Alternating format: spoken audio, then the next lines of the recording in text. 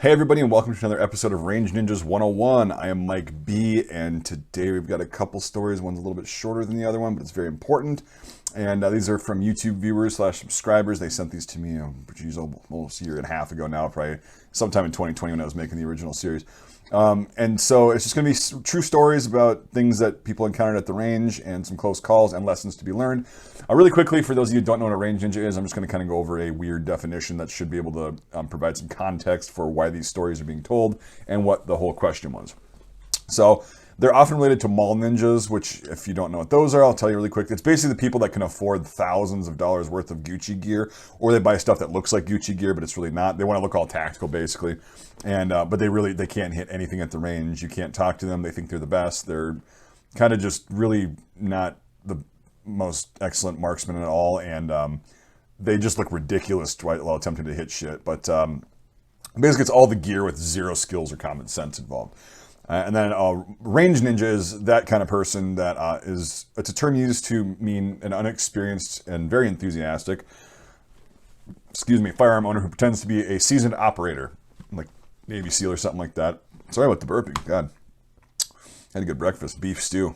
That's what I'm telling you.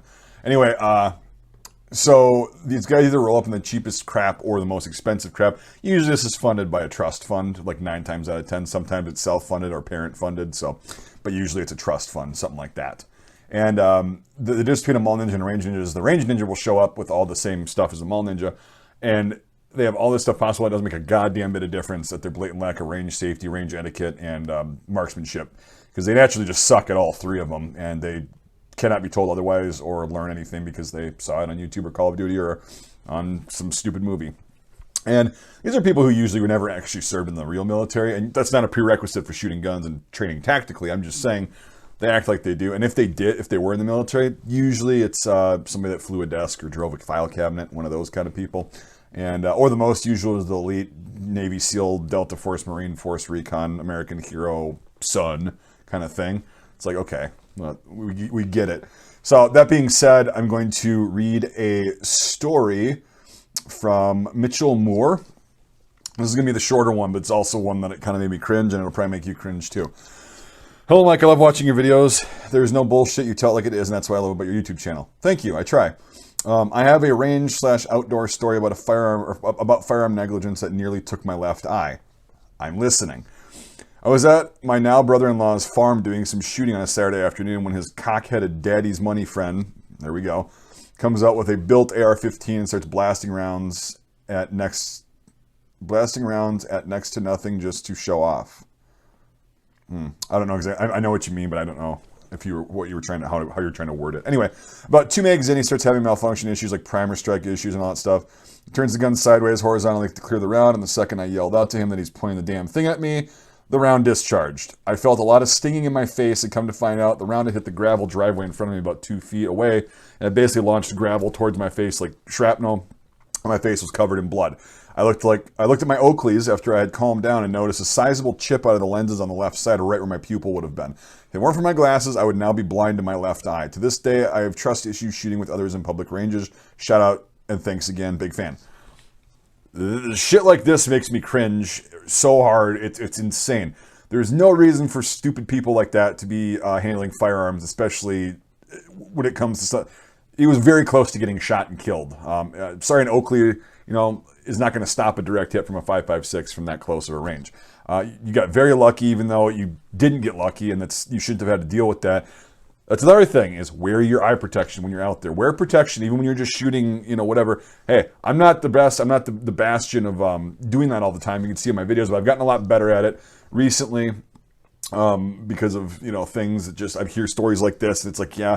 And I also knew a guy that was in Iraq in 2004 and 2005 who had a parachute grenade go off in front of him as a gunner, and his face got riddled with fragments, but his glasses stopped all of the fragments, so he's not blind. So eye protection is very important. Ear protection, of course, stuff like that. I'm really glad you're okay, Mitchell. That's really, really scary. And I'm glad it didn't turn any worse, even though your face got messed up. Hopefully he learned his lesson, and hopefully that shit didn't happen again. I would not be okay with that. I mean, if he pulled that, I would be drawing down on him and telling him to drop the fucking rifle and to get the hell out of here.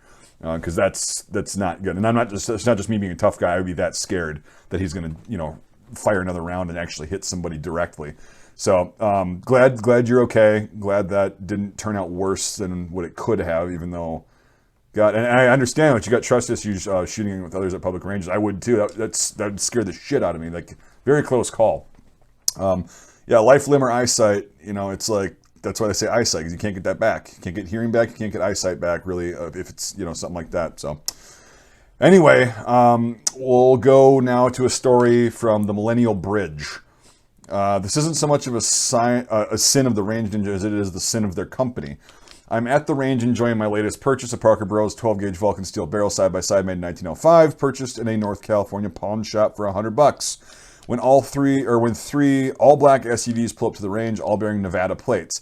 I talked to the first guy to get out, decked out in full tactical gear minus the cover, and asked him why he is here. Long of the short is he's visiting relatives who live in my hometown to take them to the range with non-California compliant rifles. Cool as long as you're safe. Agreed. Agreed was me. He didn't write that. He and the rest of the males, who are all in their mid-20s to early 30s, pull out ARs, AK platforms, even a Bubba at SKS, and step up to the line to do drills. They're so busy huffing their own farts, they fail to notice one of their wives firing a reproduction Colt Peacemaker in .22 caliber. It goes click. The wife then cocks the hammer and proceeds to look down the barrel to see why it isn't shooting. No bullshit.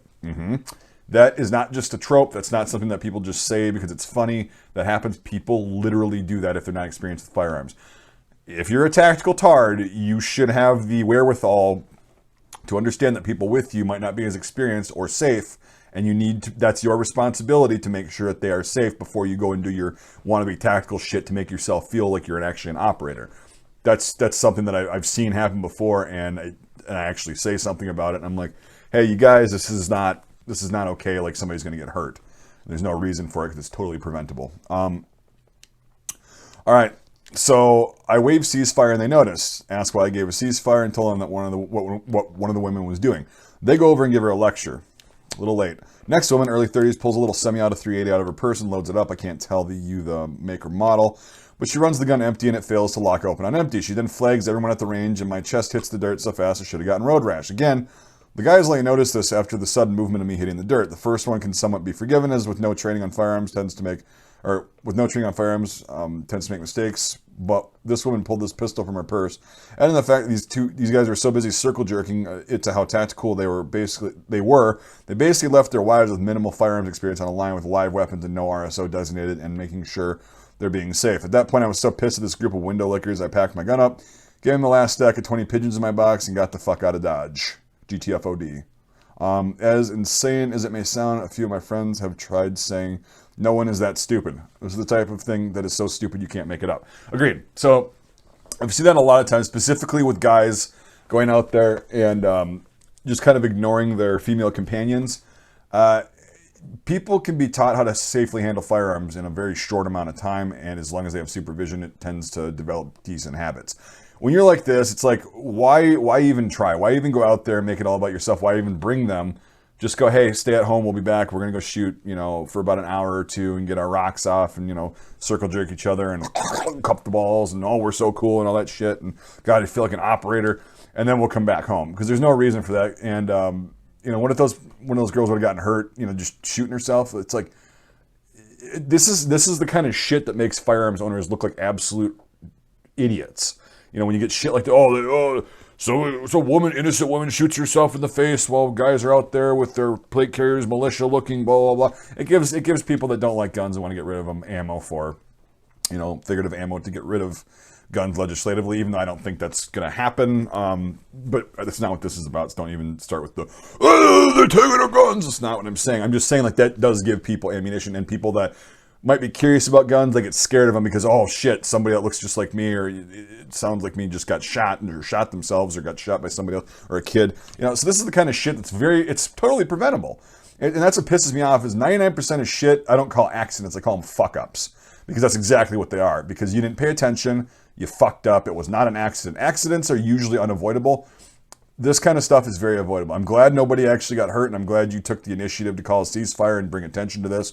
That's a really good thing. Some people are afraid to speak up. I am not bashful at all if I'm out there in a situation like this. I'm glad you weren't either, because maybe that'll maybe that'll kind of click in their little brains that they need to be on top of their shit and help people that are with them that are less experienced be safe. So with that, that's all I've got on this episode. So thank you guys for those stories. If you want to submit your story, again, don't make shit up just to try to be funny and get on here. And I'm doing a less of a trolley kind of style this time to kind of cut down on the people that were trying to be funny last time, just making things up. These are actually true stories that we could all relate to. They're kind of funny. We know the types. It's, whatever. But they also have lessons to them for safety and for things that you might not have thought of that can happen at a range. I'm lucky enough to have a bunch of private farmland around here, private land in general, that I know the people who own that, and I'm able to go out there with just myself and friends, and it's very relaxing. We're all pretty safe. We're all familiar with firearms, but I've been to public ranges before.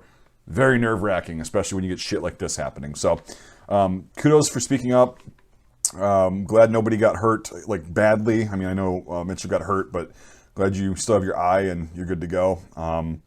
So yeah, that's what I've got. If you, I was gonna say, if you want to submit your story, either post it in the comments or you can just message me on my Mike B Facebook page. Just type in Mike B and you'll see. I forgot what my current profile picture is, but you'll know it's me. And then just send me the thing, and then if it's a cool story, I will try to read it on another episode of Range Ninjas 101. So. Thank you for watching, everybody. I do appreciate that. If you actually want to support me financially so I can do other videos like helmet ballistic tests and shooting videos, which I didn't do a lot of this year for whatever reason, but next year I'm planning on doing a lot of shooting videos. Ammo costs money. That's probably why I didn't do a lot this year. And things like that. And it just helps me do cool videos like ballistic tests and stuff where otherwise I wouldn't be able to do it out of pocket. I mean, I can afford to fund a certain amount of stuff out of pocket, but Patreon support and channel membership really helps. So if you want to become a channel member or a Patreon supporter, link is in the description, or you can hit the join button. $5 a month or more on either method of support gets you into my Discord server, which is pretty cool. There's a lot of people on there. And it's a really fun, interactive place. I'm usually on there daily, and a lot of cool information is exchanged. I've learned a lot on there, and it's been fun, too, to just talk to people. And then if you want to support me, but you can't do it financially, I totally understand. That's fine. You can still support me if you want by doing the usual cool stuff. Giving this video a thumbs up, hitting the subscribe button if you haven't already with the notification bell. And also sharing this video out really helps too. If you kind of find this entertaining and yet kind of had a lesson behind it that somebody might want to listen to, so maybe they don't pull some shit like this, by all means, that really helps me out. So, and if you're in the third category and you're like, nah, well, you've already supported me by watching this video, so I do appreciate that, and I appreciate everyone who watches my stuff. So thank you so much for watching, and we'll see you on the next episode of Range Ninjas 101.